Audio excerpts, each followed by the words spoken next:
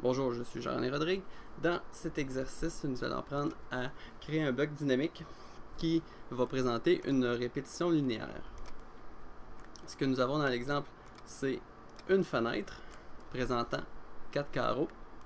Si je viens cliquer sur ma fenêtre et que je clique sur la poignée qui est en bas à droite et que je le déplace vers la droite, le nombre de carreaux de la fenêtre va augmenter à mesure que j'agrandis ma fenêtre. Si je la déplace vers la gauche, le nombre de carreaux va diminuer jusqu'à éventuellement devenir à seulement une colonne de carreaux. Donc on va apprendre à faire ceci.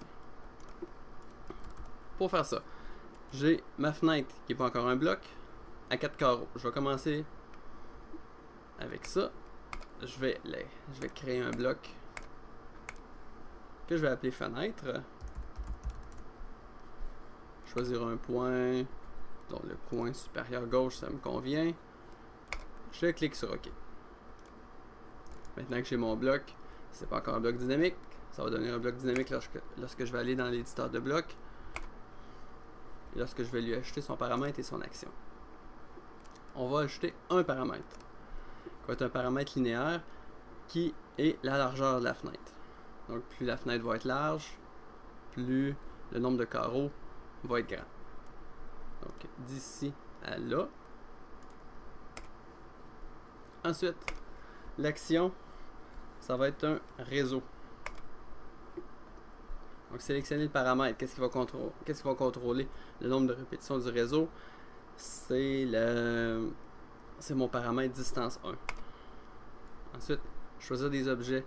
Quels objets vont être répétés? En fait, j'ai pas besoin de répéter les 4 carreaux, j'ai seulement besoin de répéter les 2 carreaux de gauche. Je vais choisir les 2 carreaux de gauche, j'appuie sur Entrée. La distance entre les colonnes, la fenêtre a mesuré 8 unités de large. Vous pouvez revenir en arrière dans l'exercice, vous allez voir qu'il y avait une cote, il indiquait 8 unités de large. Donc, on va répéter les carreaux à toutes les 4 unités, donc la moitié. Donc, il va y avoir une colonne de carreaux à toutes les 4. Donc, j'entre 4, suivi de la touche Entrée. On a dit qu'on avait seulement besoin des carreaux de gauche. Donc, les 2 carreaux de droite, je peux les supprimer. C'est les carreaux de gauche qui vont être répétés. Donc, à tous les 4 unités, on va rajouter... AutoCAD va nous rajouter une colonne de carreaux. Donc, on va aller voir si ça fonctionne. On va fermer l'éditeur de blocs. On va évidemment enregistrer les modifications. Donc on a ici la poignée en haut à droite.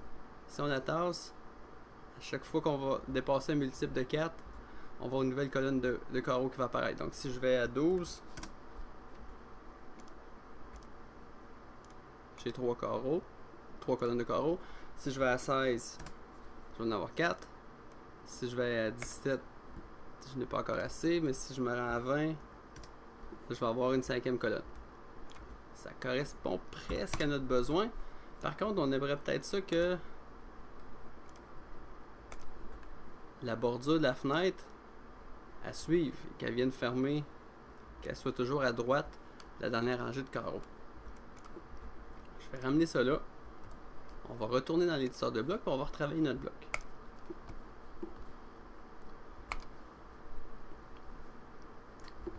On a une action, ça nous prendrait une deuxième action contrôlée par le même paramètre.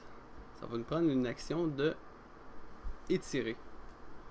Étirer, ça va nous permettre de étirer le plus grand des rectangles pour que la taille, donc le rectangle extérieur là, de la fenêtre vienne s'ajuster au nombre de colonnes de carreaux.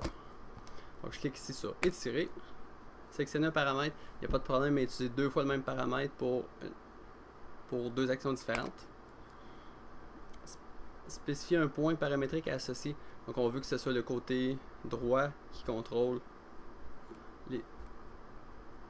notre action étirée. Donc je clique sur le bout droit, la flèche de droite de mon paramètre. Ensuite je vais dessiner ma fenêtre de sélection pour la commande étirer, donc de la droite vers la gauche, en m'assurant d'être là au complet la ligne verticale. Et sélectionner les objets qui vont être déformés ou déplacés, c'est le carré qui est ici, le plus grand. Une fois que c'est fait, j'appuie sur Entrée. Et je vais aller voir si là ça fonctionne. Donc je ferme l'éditeur de texte, l'éditeur de bloc, pardon. J'enregistre les modifications. Et maintenant, si je déplace mon curseur vers la droite, ça fonctionne. Si je vais à 12, j'ai 3 colonnes de carreaux. Si je vais à 16, j'ai 4 colonnes de carreaux. Et le rectangle extérieur les vient suivre. Ce que j'aimerais avoir en plus, comme dans mon exemple, c'est des petites marques qui me disent où arrêter. Donc ils viennent m'arrêter à 12, qui viennent m'arrêter à 16. On va encore retourner dans l'éditeur de bloc, puis on va aller travailler ça. Donc, je vais ici, éditeur de bloc. Tout simplement, ce qu'on va ajouter, on est dans l'onglet début, on va ajouter des points. Vous avez ici la commande plusieurs points. Et très simplement, donc la commande point, elle vient nous permettre d'ajouter des points. Peut-être dur à voir là, mais ils sont ici, là, sont tout petits. Pour m'aider, hein, je vais me dessiner une ligne de construction de 4, suivie d'une autre ligne de construction de 4. Et je vais venir ajouter un point ici avec la commande plusieurs points à l'extrémité. Donc ici, je vais en ajouter un autre à l'extrémité de mes deux lignes. Puis ici. Maintenant, je vais supprimer mes lignes. Et vous allez probablement mieux le voir sur votre écran, mais ici, si je viens sélectionner, là, j'ai des points. Donc, je ne peux pas zoomer dessus étant donné que c'est un point. Là. Je ne peux pas le grossir. Je vais quitter l'éditeur de bloc. J'enregistre les modifications encore. Là, on voit mes petits points qui sont ici. Là.